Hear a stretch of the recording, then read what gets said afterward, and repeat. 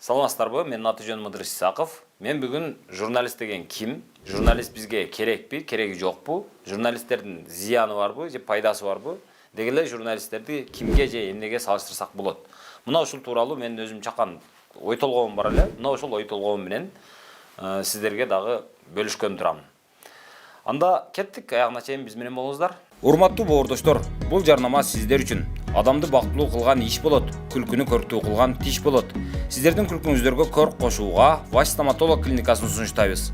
Ваш стоматолог тишиңизге пломба коюу, имплант кадоо, брекет кадоо кызматтарын көрсөтөт.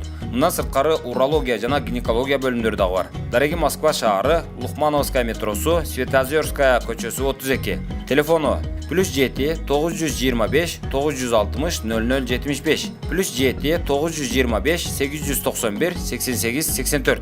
Тишиңиз оорутпай калса эле бемарал жүрө бербеңиз. Тиш сыйлаган зор болот, тиш кордогон кор болот. Мына, жакшы врач болот, жаман врач главврач болот дегендей, жакшы журналист эле болот экен, а жаман журналист пропагандист болот экен.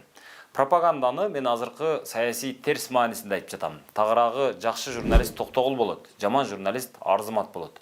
Токтогулдар илгери дагы камалган, айдалган. Токтогулдар азыр дагы куугунтукталып, басмырланып келатат. А Арзыматтар ошо Токтогул айткандай курсагы үчүн байды мактап, жарды жарымды качыра сүзүп, аркы беркини аңдабай бейкапар жашап келет. Жалал Абадтан үй алам десеңиз, Долгострой болбосун десеңиз, акчага күйүп калбайын десеңиз, Нуркелдиге келесиз. Кирип эле биринчи кезекте курулуштун документтери менен таанышасыз. Курулуштагы эң негизги документ мамлекеттик экспертизанын оң корутундусу. Курулушка экспертизанын оң корутундусу алынган бул? Ооба, мына мамлекеттик экспертизанын оң корутундусу. Үйдүн курулушу качан башталган? 2022-жылы ноябрда башталган. А блок качан бүтөт? 2024 ноябрь айына ачкычтар тапшырабыз. Ушул үйлөрдүн баасы канча? Рассрочкага 1 квадрат метри 50 000 сомдон. Саясатка, криминалга, коррупцияга аралашкан жайы жокпу? Жок, биздин компания таза ишкерлик менен гана алектенет.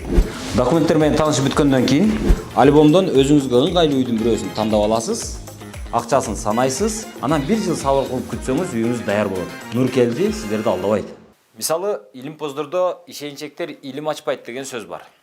Илимпоз ынанымдуу жооп алмайынча эч нерсеге ишенбейт. Мисалы, бирөө ооруп жатса, жөнөкөй адам, маңдайга жазганы ушул экен да, тагдыр экен да деп тим болот. Илимпоз дартын аныктагысы келет. Анын дарттын себебин аныктагысы келет. Аны айыктыргысы келет. Ал үчүн дарыны ойлоп табат, операцияны ойлоп табат. Жөнөкөй адамдын тилинде айтканда, илимпоз адамдын өмүрүн Кудайдын колунан талашат. Тагдырдан талашат. Илимпоз менен жөнөкөй адамдардын айырмасы ушунда болот. Жакшы журналист эле мына ушул илимпоз сыяктуу. Ынанымдуу жооп алмайынча эч нерсеге ишенбейт. Мисалы, аскердик билети жок Ниязбеков кантип министр болду деп ойлонот. Ал иштин мөөнөтү өтүп кетиптир, кылмыш иштин мөөнөтү мындай эскирип кетиптир дегенге окшогон жоопторго алым сынбайт.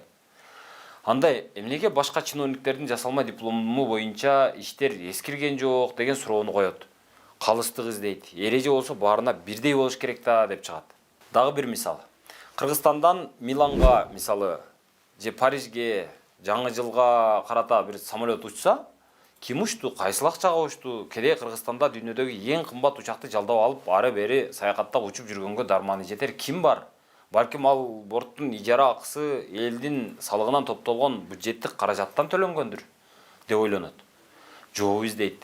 Президенттин кийимине чейин кийлигишет. Элге кызмат кылам, эл турмушун жакшыртам, элге калыс болом, таза иштейм деген убадалар менен шайланган президент кымбат кийимдерди кайсыл акчага сатып алды?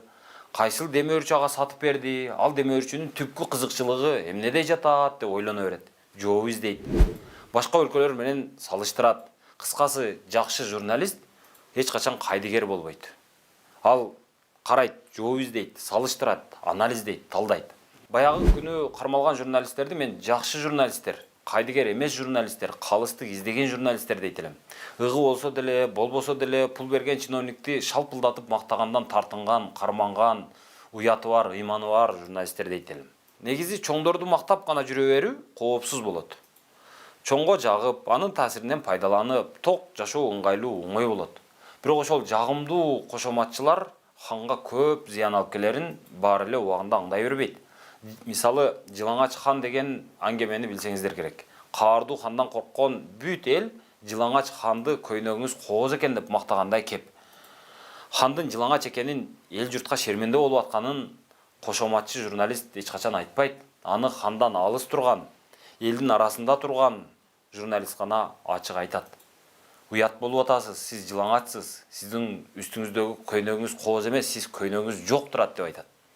Анан кечээ таңдагыдай болуп, кармалат, камалат, сурак берет. Берки кошоматчылардын тобунда таланат, караланат, кыскасы кордук көрөт.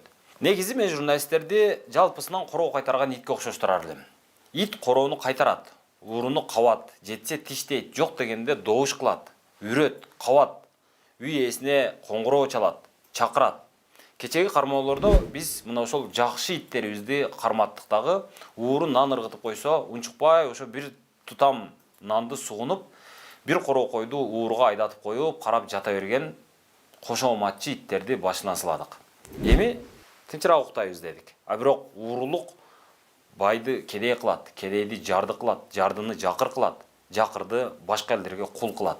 Ошондуктан сук иттерди бакканды коюп, жакшы иттердин үргөнүнө чыдап койсок жакшы болмок. Анан сын боюнча, ушу бийликке келгендер көтөрүмдүүрөөк болсо дээр элем. Бир жолу Америкада Трамптын гиттейген жылаңач сөлөкөтүн жасап алып, эл көчө кыдырган. Андан Трамптын кадыры кемиген эмес, андан кийин ал президент болду. Азыр кайра шайланам деп шымаланып отурат. Бизде бирөө жарым ошентип чыкса, токтоосуз камалат, кармалат. Ушундан улам сурагым келет. Биздин чоңдор неге ушунчалык чынтыйбес болот? Неге мынчалык териси жука, неге мынчалык сиркеси суу көтөрбөй зыртылдап турушат? Бийлик журналист менен мышык чычкан ойногондон көрө өзүнүн институттарын, негизги мамлекеттик түркүктөрүн чыңдабайбы деген суроону койгум келет. Эгерде госстрой мисалы жакшы иштесе, эреже менен иштесе, архитектурасыздыктан чыкмак эмес. Эгерде мээлер жакшы иштесе, мыйзамсыз токтомдор чыкмак эмес. Эгерде соттор жакшы иштесе, эл адилеттикти журналисттерден же башкадан издеп тапмак эмес.